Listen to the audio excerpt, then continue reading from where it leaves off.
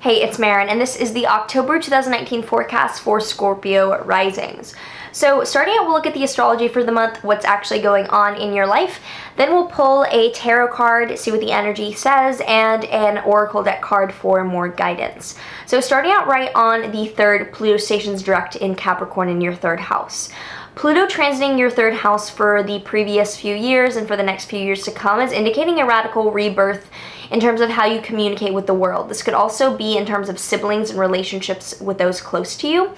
But this is really having to do with communication and how you speak your truth out into the world. And with Pluto there having been retrograde for the past few months, it was looking back at all the changes you'd made with your speaking your truth and your communication style, and it's stationing direct, so expect new challenges for growth and new opportunities to transform the way that you communicate with the world. On the 4th, Mars enters Libra in your 12th house. Wherever Mars enters, it can bring increased frustration, and it can also bring increased drive. So watch out for, honestly, people behind your back not having your best interest.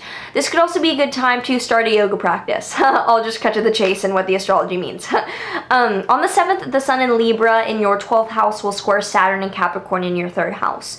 Watch out that your communication is limiting your spiritual path, or the way that you are speaking your truth in the world might be limiting the new heights of consciousness. Watch specifically for the way that you use your words, because words really are magic. And what you say, if you say things like I should be, or I'm trying, or I'm working on, you're declaring that into an existence. Instead, say things like I am, or I am healed, and things more along those lines.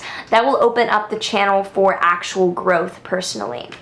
On the 8th, Venus enters Scorpio in your 8th house. So where Venus enters the 1st house, expect more harmony, more peace, more enjoyability, and your sense of self. Often we come off more attractive when Venus is in our 1st house too.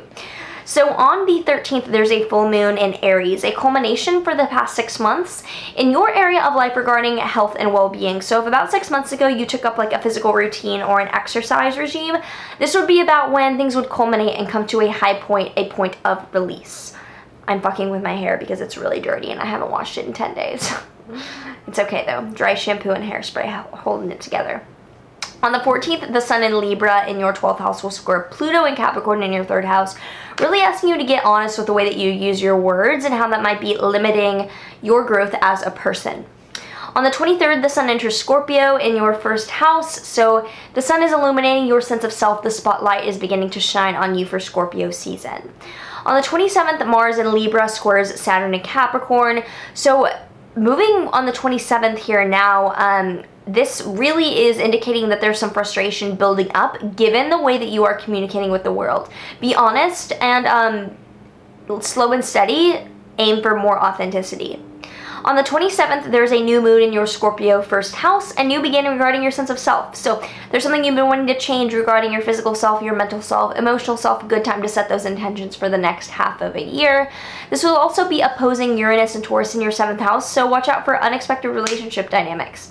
With that being said, let's go and pull a card, see what guidance is coming up for Scorpio Risings. The 10 of Swords came up. I get this card so much, so no wonder. So this can have to do with, honestly, sadness and being desolate or being isolated, and I think this is representing that this is a time to go within and do the work regarding your communication, because your words really do turn into magic, and this might be a like come to Jesus time with how your manifestations are reflecting your communication style, and maybe how positive that is, or maybe how much work that kind of needs right now. Let's pull a Work Your Light card to see what guidance is coming. Align your life. What is aligned? What is not aligned or needs to change? I'm sorry, I feel like this is a rough one for Scorpios. It's sent out with so much love. I think whoever's needing to hear this will hear it, and you'll know how this hits home. So speak your truth. It starts here and now. And speak your truth positively. So I hope this was helpful. I do private consultations down below, and I would love to read for you. Like, subscribe, hit the notification bell, do all the things, and I will see you in the next video.